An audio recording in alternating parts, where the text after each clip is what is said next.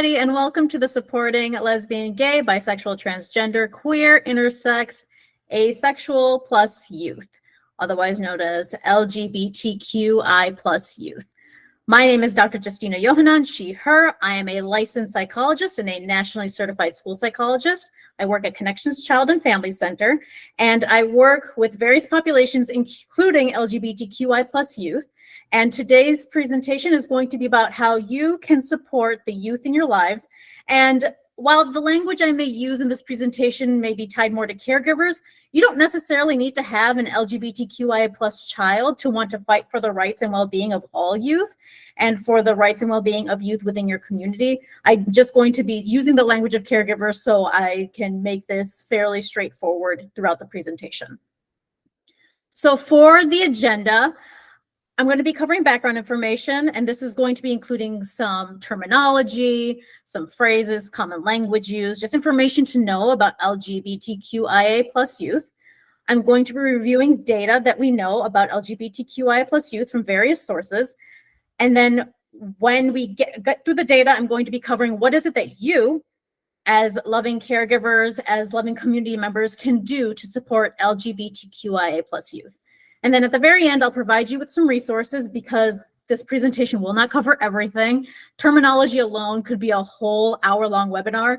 And so for any further resources that you're potentially interested in to learn more, to build a better understanding, to educate yourself more with, I have that at the end of this lecture as well. So background information. So many letters. And yes, there are so many letters. So the term that I use for today's presentation is specifically LGBTQIA+. And sometimes people say LGBT+, sometimes people say LGBTQ+. The reason I specifically included the IA is because often intersex and asexual individuals are dismissed or ignored or overlooked within the community, but they're still very much part of the community and experience discrimination and marginalization. So I wanted to make sure that I included those individuals. There are also some terms that include other aspects of gender identity and sexual orientation that may not necessarily be within this abbreviation, but that does not invalidate their experiences in any way or their existence in any way. Just know that just for the purposes of this presentation, I'll be using the term LGBTQIA+. And sometimes I'll be using different acronyms and different abbreviations, and that'll be because if, for example, in the data section, the data collectors use different terms. So I'm just using the terms that they may have used in that data collection process. So the thing to be aware of with the term LGBTQIA+ is that it's an abbreviation that's complex. It has various meanings. It covers gender identity, it covers sexual orientation, it covers gender expression, sex. And so it's a very complex concept. It's also full of diversity. You see all sorts of different identities that come up within the LGBTQIA+ population. It's constantly changing and growing, and this can be overwhelming for some people, and it's okay that it's overwhelming because it means you have to kind of adjust how you see this. But the reason it changes and grows is because as our understanding of concepts around gender identity and sexual orientation transform and grow, so does the language around the community and around how we refer to people. And so you can see this even in changes that you see in media from like 10 years ago. If you look at, for example, TV shows that were considered progressive 10 years ago, they may be using language that would actually be considered inappropriate for now. And that's actually okay because change is not a bad thing. Sometimes we adjust our language and we adjust our understanding of things as we just learn more about certain communities. And then, as I said, LGBTQIA+ is an abbreviation that encompasses gender identity and sexual orientation. So those are two very separate concepts, and I'm going to go into that into the next slide. So gender identity refers to the individual's sense of their own gender. So this is saying things like, well, I'm a woman, or I'm a man, or I'm non-binary, I'm genderqueer, I'm agender. There's a bunch of different terms surrounding gender identity, and I don't have the time to cover all of them today because, again, that would be a whole other presentation in and of itself. Some of the resources at the end have wonderful glossaries that explain each aspect of gender identity and the terms surrounding gender identity, but just know that gender identity specifically is an individual's sense of their gender and how they understand their own gender. Gender identity is very much tied to culture. which is rooted in the time and place that that individual is living. So for example, if you were looking at like the 19th century, understandings of gender and gender identity have shifted since then. And so our understanding of gender identity is very much rooted in the culture and in the time in which this is being discussed. And so gender identity, again, shifts over time as our understanding about it shifts. Sexual orientation refers to who you're attracted to, and this is who you're attracted to physically, who you're attracted to emotionally, who you're attracted to romantically. And some common terms that you'll see associated with sexual orientation are heterosexual, homosexual, bisexual, pansexual, asexual, and there's other terms as well. And so this is more about romantic, emotional, and physical attraction to other people and who you're attracted to. Gender expression is the way in which people communicate their gender identity. And so you have folks who dress more feminine, you have folks who dress more masculine, you have folks who are kind of in the middle, dressing androgynously, and it's just an expression of how they're seeing their gender and how they're choosing to express their gender. And the thing about gender expression and gender identity is that sometimes it kind of shifts over time, and sometimes there may be a day where a person's feeling more feminine than masculine, and then the next day they're feeling more masculine than feminine, and that's okay. We're allowed to adjust as we feel in our spirit. We're experiencing our gender and our gender identity. And then there's biological sex, and this is also called assigned sex, and this refers to the label that's given at birth, and this is often based on genitalia, hormones, chromosomes. And so some examples of biological sex include male, female, intersex, and our understanding of this is constantly growing and expanding, especially when it comes to intersex folks, because we don't have a lot of research in that area. We're building it, we're getting there. And so it's an area in which we're just learning more. So this is some terms that I'm going to be covering. And again, I can't cover every single piece of information when it comes to gender identity, but I'll go over some major terms to know. So there's cisgender, and this is also known as cis, and this is the term that's used to describe people who identify comfortably with the gender that they were assigned at birth. There's transgender, which is also called trans, and this is the term we use to describe people whose gender identities don't match the genders they were assigned at birth. And so when you misgender somebody, this is when we use language to identify someone that doesn't accurately reflect their gender identity. And this can happen intentionally or unintentionally. And the thing to be aware about with misgendering is that it can be actually fairly harmful, especially for individuals who are constantly misgendered, because it invalidates their identity, and this can increase negative outcomes. So be mindful about misgendering, and whether it's intentional or not, if you do misgender, making sure you apologize. The gender binary is a system that allows for the existence of two genders. So this is the idea, there's only a man, there's only a woman. And so this gender binary is very much rooted in current society. And oftentimes you'll hear people say things like, we're going to throw away the gender binary. And it's because gender isn't as straightforward as just having two genders. Then the idea of binary and non-binary, binary refers to a person who identifies as either a man or a woman. And so like I'm falling within that binary. And then there's non-binary, which refers to a person who identifies neither as a man nor a woman. And so you will see folks who will say, like, I'm non-binary, I don't really experience gender in the same way that the gender binary expects me to. And this, again, can be a lot to take in and a lot to understand. I think the most important thing to really know, especially as you're trying to support the LGBTQIA plus youth within your community, is that listening to them is going to probably be the most helpful thing. And then being willing to hear them and being willing to maybe shift your perspective on what gender is will be helpful when it comes to engaging appropriately. And the reason that it's important to be able to adjust like that is because what do we know based on the data? There's some pretty significant negative outcomes tied to the experiences of LGBTQIA plus youth. And so this isn't because they're LGBTQIA plus, it's because of things like discrimination. So you'll notice that first data point says 60% of individuals from the Trevor Project 2023 US National Survey on the Mental Health of LGBTQ young people, they reported experiences of discrimination within the past year alone due to their sexual orientation or gender identity. And so these experiences of discrimination end up taking a significant impact on one's mental well-being. And it's really important to know that the likelihood of experiencing discrimination in a year is pretty high if you have a gender identity or sexual orientation that deviates from the quote unquote norm. And because that'll help you better understand your youth and how to support your youth. And so this Trevor Project data comes from a survey that examined 28,000 LGBTQ young people ages 13 to 24 across the United States. 54% of the sample reported symptoms of depression and 67% reported symptoms of anxiety. And individuals aged 13 to 17 actually had higher rates of symptoms than individuals aged 18 to 24.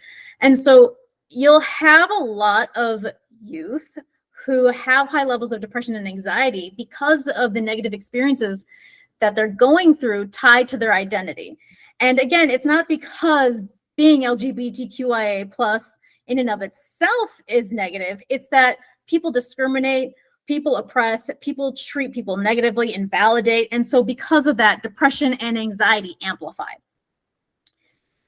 41% of individuals within the sample seriously considered attempting suicide in the past year, and 14% attempted suicide.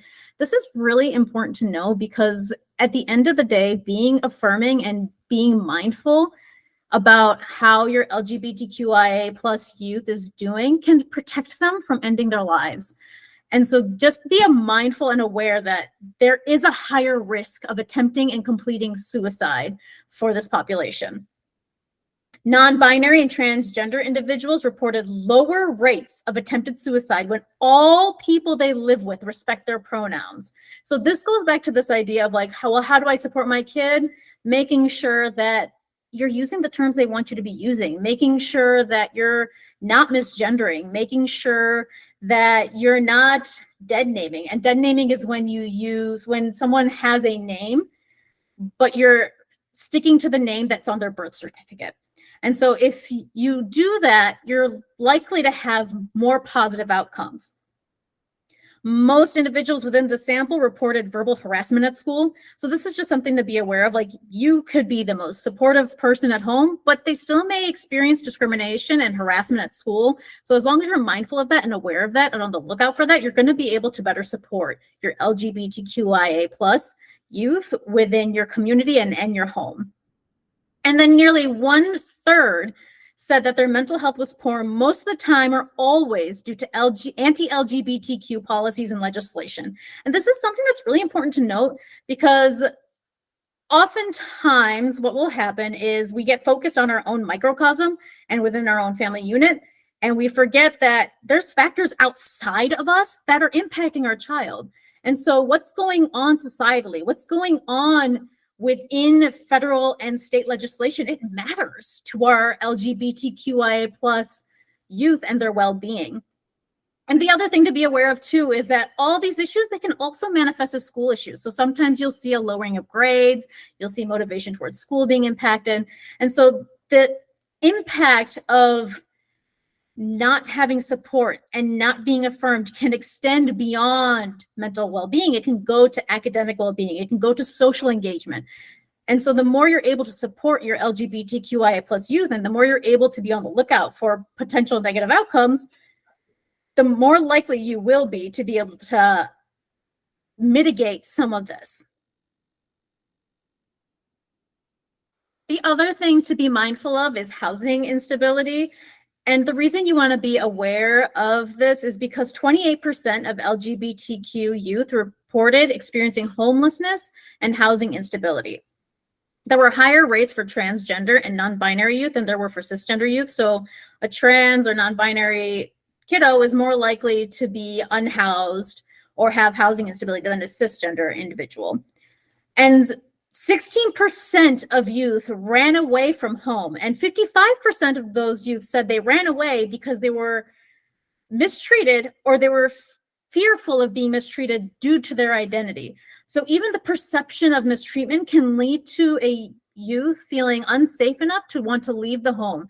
And the reason this is important is because overall, what we know about youth who experience homelessness and housing instability is that they experience worse outcomes overall. And this is in regards to substance use. This is in regards to risky sex behaviors. This is in regards to mental well-being.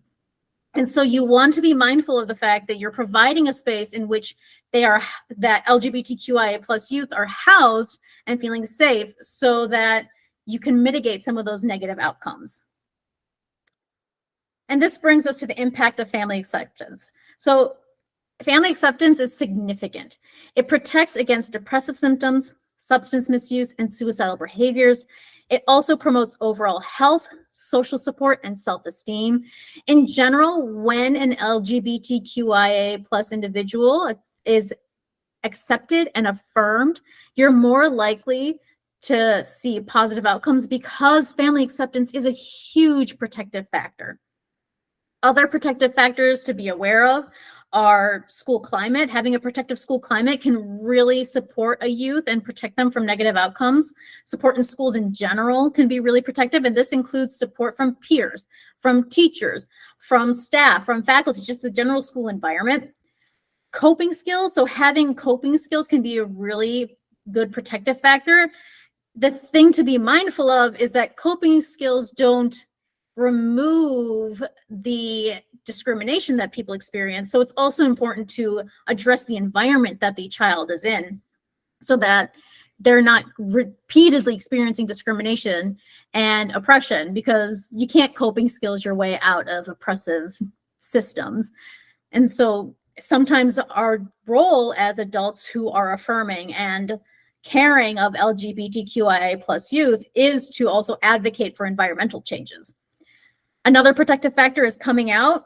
And so coming out is when a child tells you, hey, I am insert identity here, whatever that may be.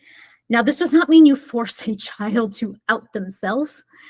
Children have to be ready to communicate that they're LGBTQIA plus, and so forcing them to come out is not great. But overall, coming out is a protective factor. And then anti-bullying laws are also a protective factor. So this lovely quote that was adapted by Dr. Crossing states, being LGBTQ plus in and of itself does not put youth at greater risk for negative outcomes. However, being LGBTQ plus in environments that are heterosexist, homophobic, sexist, and transphobic, where youth are more likely to experience harassment, bullying, discrimination, and oppression can negatively impact LGBTQ plus youth's developmental trajectories. So like I said earlier, it's not that being LGBTQIA plus is the reason that our youth have negative outcomes. It's because they're in systems and they're in environments that mistreat them, that they're more likely to have negative developmental trajectories. That's why it's so important that they have systems of support in place to be able to advocate for them, to be able to support them, and to be able to mitigate against some of these negative outcomes. So what can you, as a loving caregiver, do? First and foremost, I want to address managing internal conflict. I recognize that sometimes discussions about topics related to sexual orientation and gender identity are challenging, especially when it comes to how you're raising your child, how you're engaging with your child. It's hard to have these discussions, and it's hard to step away from the quote unquote societal norm because there's a level of fear about your child being different in a world that invalidates them, about them being different and being treated negatively or less than because of their identity. And there are even policies in place that are created to harm children for their very existence and their identities. And so that can be scary and that can be overwhelming. And while it's overwhelming to feel that, it's also okay that you feel that way, because it's a natural feeling to want to have the best for your child and to recognize maybe the life you expected for your child is going to be different from what you thought it would be. And sometimes that means you have to process through that. So it's not a bad thing that it's challenging to have these discussions. It's not a bad thing that you might have some of these thoughts racing through your head, that you might have questions about what you're sharing. The thing to remember is that that is for you to have to manage.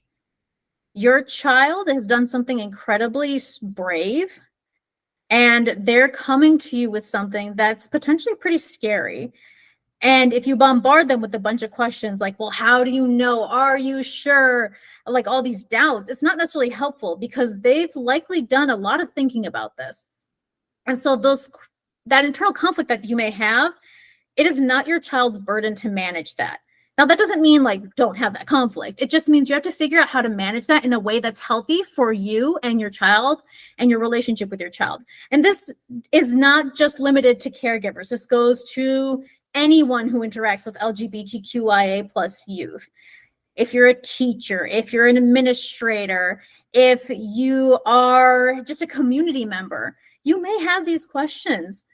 And you may have to get comfortable with that unknown and not knowing and not understanding, but it is not for that child to guide you through that. So if you have to go to a therapist to try to figure out how to manage that internal conflict, if you have to talk with your friends, if you have to build community with others within the community who may know more, do that. It's okay to do that.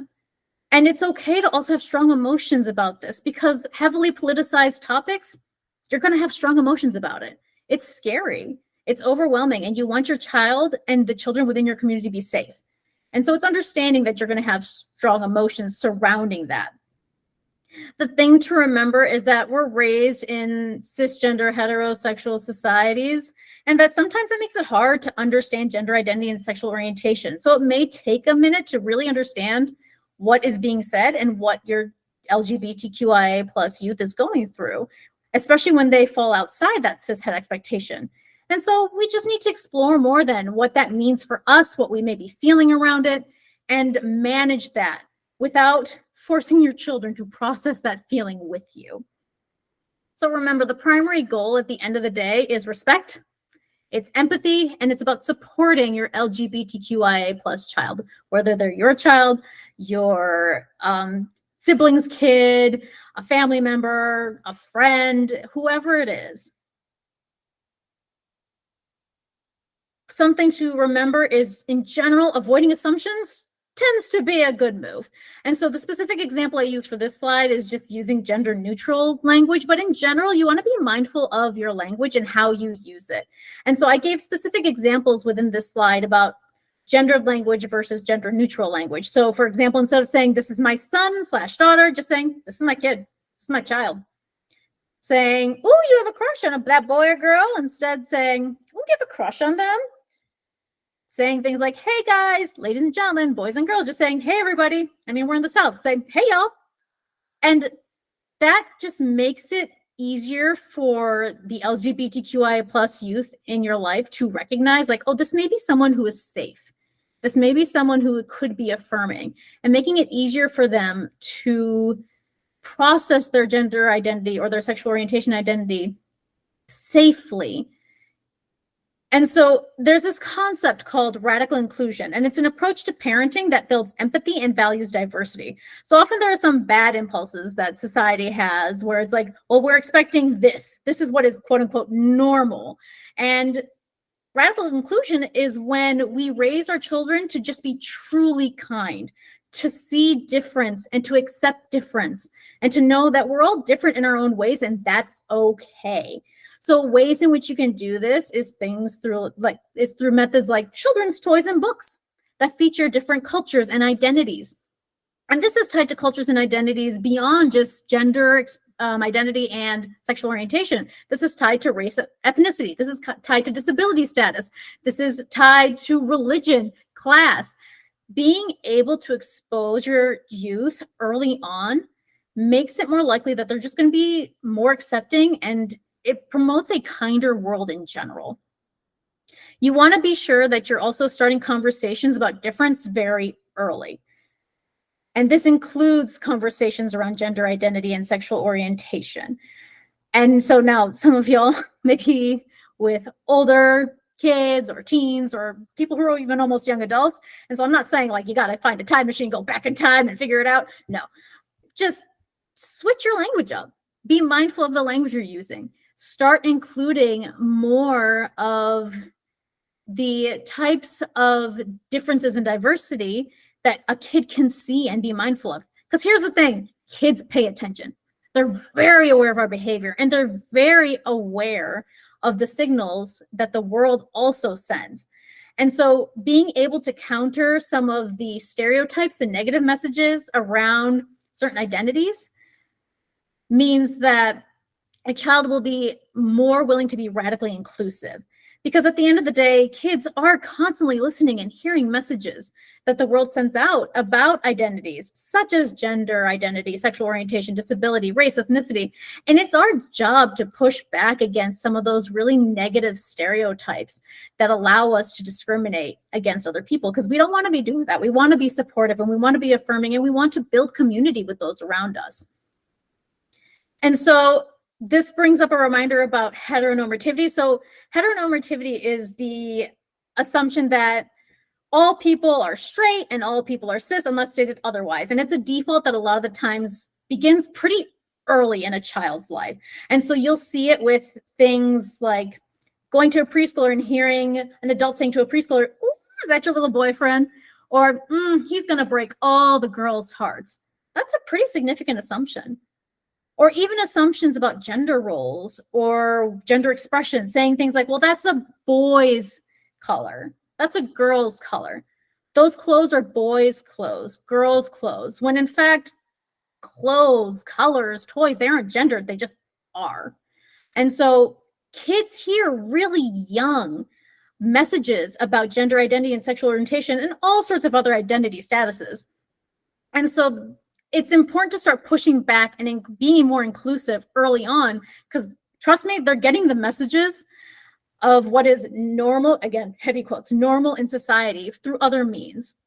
And then the other thing to be mindful of too is just looking at who is in your life. Who are your friends? Who are your colleagues? Who is in community with you? Because kids see this too. And the more you're able to include diverse people within your life, the more kids will be radically inclusive, because you've been radically inclusive of who is allowed in your life. And now that's not to say that you get someone who is of a different religious background, you're going to say, "Well, you're my one friend who is of this religious background." But don't do that either, because being truly inclusive and being truly affirming is just having friendships, and they just happen to have different identities. So having tokens is also not the way to go. You don't want a token friend, but you want to be mindful of who is in your circle and does it reflect only one identity.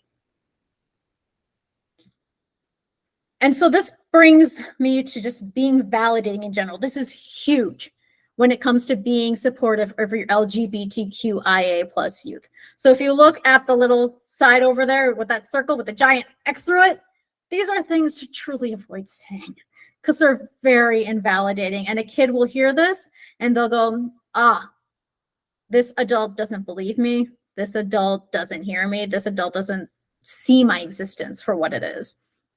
And so if a child who is LGBTQIA plus comes out to you, first and foremost, let them know that they're loved.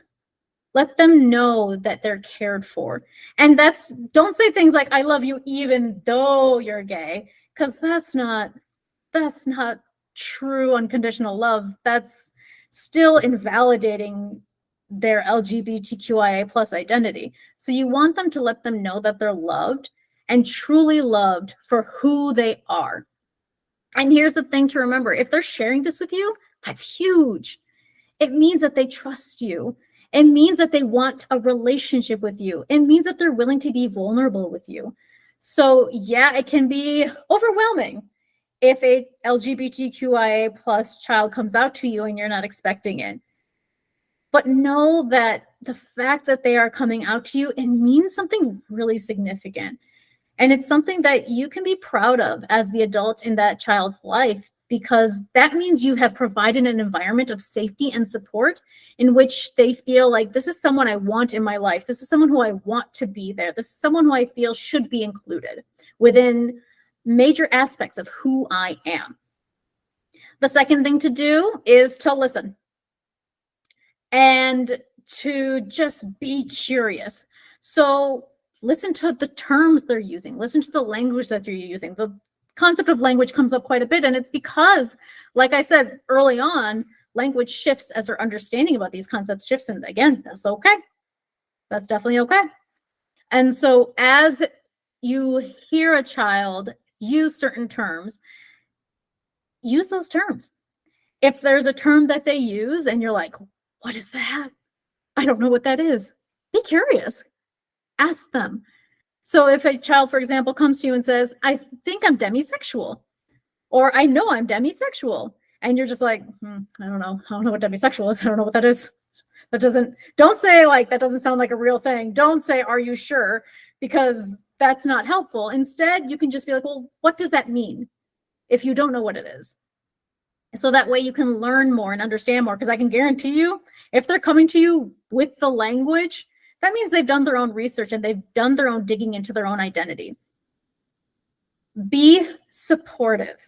That's a major thing. And this is tied to both words and your nonverbals. So if you're sitting there going, why, yes, I accept you and all that you are, and you're cringing the entire way through, they're going to know that you're not actually supportive. And so be really careful about your nonverbal communication skills as well. So use the language that you got to use, and then celebrate your child's whole self. Because again, the fact that they're sharing this with you is really significant. And at the end of the day, yes, we saw those risks and those negative outcomes tied to the experience of discrimination and harassment that LGBTQIA plus youth experience. However, there's also a lot of euphoria and joy around being LGBTQIA plus being an LGBTQIA plus individual. So for example, there's a term called gender euphoria, and this is the satisfaction or joy that you experience when your gender identity is aligned with the gendered experience that you're living out in the world, especially for trans youth, where they're assigned a gender at birth, but they're getting to live in their bodies as they are and as their gender identity is. And that euphoria is wonderful and it's joyful and it's great. And when you're being supportive, they're able to experience that euphoria and that joy at higher rates because you've made an environment in which they can. So something to be mindful of in regards to being supportive is that make sure that you're using the correct terminology, make sure that you're using the language they want used. But this isn't limited to just using this language in front of them. You also want to make sure that you're using their language in private when you're not with them. Because here's the thing, if you do something like misgender your kid in private with someone else, A, that makes it more likely that you're going to mess up at some point in front of your kid and accidentally misgender them then. But also B, it signals to others that you're not actually that supportive of their identity and that it's kind of okay to be misgendering your kid. And so even if you're having some of that internal conflict, it's still important to be using the language that your child is using, both in front of them and not in front of them. The next bullet point says, challenge those who disrespect your child for their identity. And so you want to be sure that you're standing up for your kid. It's a form of validation. It shows your child that you respect them and that you acknowledge their existence. And also it shows that you just care and that love is there.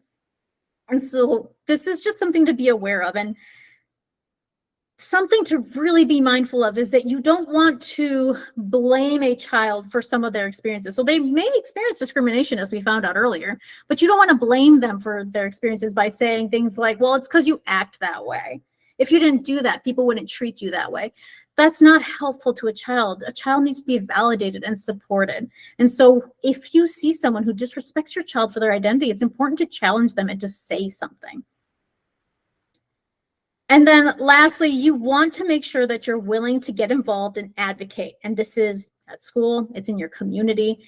And this can look like various things. This can be like organizing events, like celebrations for LGBTQ History Month. It can be tied to holding your child's school accountable for violating non-discrimination policies. And it can be about advocating at a state or federal level for policies that promote LGBTQIA plus identity and validate their identities. And so making sure that you're engaged and advocating beyond just your family unit can help a child feel more affirmed. It can be really validating. And also it just promotes better community in general. And so some things to avoid. You do not want to have harsh physical or verbal responses when a child expresses to you that they're LGBTQIA+. This is harmful. You don't want to be excluding them or blocking them from like family activities, their friends, support systems in general, because again, that makes it more likely that they're going to experience some of those negative outcomes that we discussed earlier on. And then also, and this one can be challenging, you want to make sure you're avoiding faith-based condemnation. And so saying things like, well, having that identity is a sin, it goes against God's will, that's harmful to a child. It causes sometimes really significant religious trauma, and you want to make sure that you aren't reinforcing that level of hatred, because all it will do is make the child dislike themselves, and it's not going to change their identity. This identity is not to be changed. It just is a part of who they are. And instead, what it's going to do, it's going to potentially damage their relationship with you and damage their relationship with their faith. Because at the end of the day, faith can be wonderful, but on the flip side, it can also be harming. And so depending on how you want the relationship with faith to be, it's really important to avoid that faith-based condemnation. And then also insisting on silence or secrecy or masking who they are is incredibly unhelpful and goes against the idea of being validating entirely. Another thing you can do as a supportive adult in an LGBTQIA+ youth's life is provide them with psychotherapy.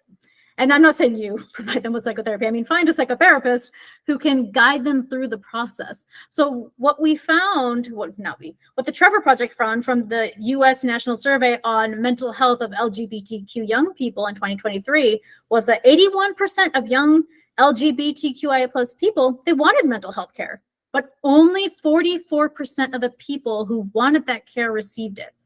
And 41% said they didn't want to have to get their caregiver's permission to get that care. So making sure that you know the LGBTQIA+ affirming therapists and community members is going to be important in being able to support your LGBTQIA+ youth. And also, psychotherapy can be helpful for you, the caregiver, in processing what it means to have an LGBTQIA+ child. It can be really helpful in processing those emotions and figuring out, well, how do I help support my child the best I can? And so there's various forms of psychotherapy that can be really helpful. Often you'll find that LGBTQIA+ affirming providers will say, hey, I'm LGBTQIA+ affirming. The thing I will tell you to avoid conversion therapy. It is very, very bad. So conversion therapy is the therapy that is basically trying to fix, and this fix is in very heavy quotations, a child for having their LGBTQIA+ identity. And this therapy is very aversive. And what we know about the treatment is that individuals exposed to conversion therapy are actually more than twice as likely to attempt suicide and have other significant mental health issues. Conversion therapy is not helpful to a child. It just invalidates them, makes them feel like they can't live as they are. And so you need to avoid that as much as you can if you want to have an LGBTQIA+ youth who is affirmed and well, both physically and mentally. And so the other thing to be aware of is that depending on what's going on in your state, and this is why it's important to be mindful of what's going on at the state and federal level. Depending on what's going on in your state, you have to maybe adjust how you engage in care accordingly. So for example, as of the date of this recording, it's currently January of 2024, Texas actually has a ban on puberty blockers and hormone therapy via SB 14. And this is quite frankly a shame, because what we know is that gender affirming care lowers the risk of depression and suicidal thoughts. And at the end of the day, for individuals who have a gender identity that's not cisgender, so for trans, non-binary, genderqueer individuals, they may experience some significant dysphoria surrounding their bodies as they go through puberty, and having puberty blockers can help avoid some of that. And we just can't use that right now in Texas. There's a ban on it. So it's really important to also know what is going on in the legislative side of things so that you can make sure that you're following the law but also being able to engage in gender affirming practices in a way that is helpful. And then also a reminder about just gender affirming care in general, because there's so much going on and so much discussion around gender affirming care, is that while we typically associate gender affirming care with trans people because it's been politicized to be that way, actually more often than not, it's cis people who have gender affirming care.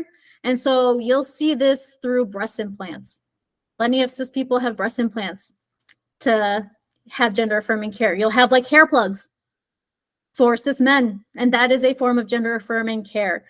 You have the BBLs, it's a form of gender affirming care. There's so much gender affirming care that's already happening, but because of the way things have been politicized, we tend to think of it only as an issue for trans people, but that's not necessarily the case. So sometimes it's also about examining, well, why do I think of this as a quote unquote problem or an issue? And is it actually? And then this is all together, and I haven't brought this up, I don't think enough, but it's all tied together with this idea of it's so important to have community in general. And so you can build community by finding LGBTQIA plus providers and LGBTQIA plus affirming providers, and then also just finding organizations within your community that affirm LGBTQIA plus individuals' lived identities. This will help you be able to find the services you need. This will help you be able to understand what's going on at the state and federal level. It's going to help you understand just how do you support your LGBTQIA plus youth better.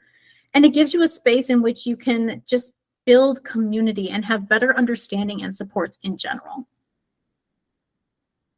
So, like I said at the way beginning, I have a whole list of resources, and this is not an all-inclusive list of every resource that's out there. These are just some of the resources that are available that may be a good start if there's certain topics that you want to look into, certain aspects of identity you want to look into, certain ways of engaging in affirming and supportive work. And all of these, they have great resources. So like, for example, PFLAG. PFLAG has a wonderful glossary of terms that guides you through all these different terms tied to gender identity and sexual orientation and gender expression that can help you better understand, well, what's going on with my kiddo? What does this term even mean? Like my kid came to me with this term and I got no idea what that means. What does that term mean? And so the resources here, they tend to be more generalized, but then if you do some quick Googling, you'll also find that there are specific organizations that provide support to LGBTQIA plus people and loved ones based on specific identity factors. So for example, there are religious LGBTQIA plus support groups and support organizations. There are those tied to specific races and ethnicities. So the one that comes to mind for me is They See Rainbows, which is about supporting Indian LGBTQIA plus youth, and it's a support group for parents and allies. And so being able to know, well, what's out there? How can I engage in this work more actively? How do I go about supporting my child more actively? What resources do I have that can help you to be able to support your LGBTQIA plus youth more effectively? So you might have gotten to this point and been like, you know, there was all these random animals all throughout these slides. Why? Why were they there? What were these animals there for? And so the animals are actually there because these are all animals that actually have either same-sex sexual relationships, or they fall outside the sexual binary that we think is very firm and set in stone. So something you'll often hear is, well, it's not natural. It's not natural to be LGBTQIA plus, but these animals prove that very much wrong. And so I'm very specifically using terms like same-sex sexual relationships and the sexual binary because I can't say gender, because gender is tied to culture and we just don't know animals' culture because we can't talk to animals. And so instead I'm using that language. But what we do know is, like, for example, some animals can change their sex within the embryo. And that's just a thing that happens sometimes in nature. Some of these animals have sexual relationships with the animals of the same sex. And that just kind of happens in nature. The beauty of nature is that it's very similar to the human experience in that it's complex. and it's diverse, and it's just glorious and beautiful. And it's something wonderful to really engage in. And so similarly, I want to also note that, like, just same way I wouldn't say like why they're changing genders, it's you also wouldn't say, well, this is a gay behavior, because that's a very human term. And we don't apply human concepts to animals per se, but that doesn't change the fact that they're engaging in same-sex sexual relationships. All right, so references. And then presenter and clinic information. So if you want more information about the presenter, me, you can go to our website at connectionsfamilycenter.com and look me up at /Justina. If you're interested in psychotherapeutic services, there are 2 ways of contacting us. You can contact us via info@connectionsfamilycenter.com, or you can schedule a call with our child care coordinator at connectionsfamilycenter.com/contact. And so this is especially for the folks who are LGBTQIA+, or the adults who are supporting LGBTQIA+ individuals who want affirming caregiver, who want providers who are affirming to get support, any extra support that they need. And so before I go on to my final slide, I do want to just say a massive, massive thank you for everyone who attended today. Because if you saw the title of my presentation and you went, this is something I want to learn more about, it means that you're trying to be a more affirming adult in some capacity in an LGBTQIA+ child's life. And that's incredibly meaningful. It can be a lot to try to understand more about something that isn't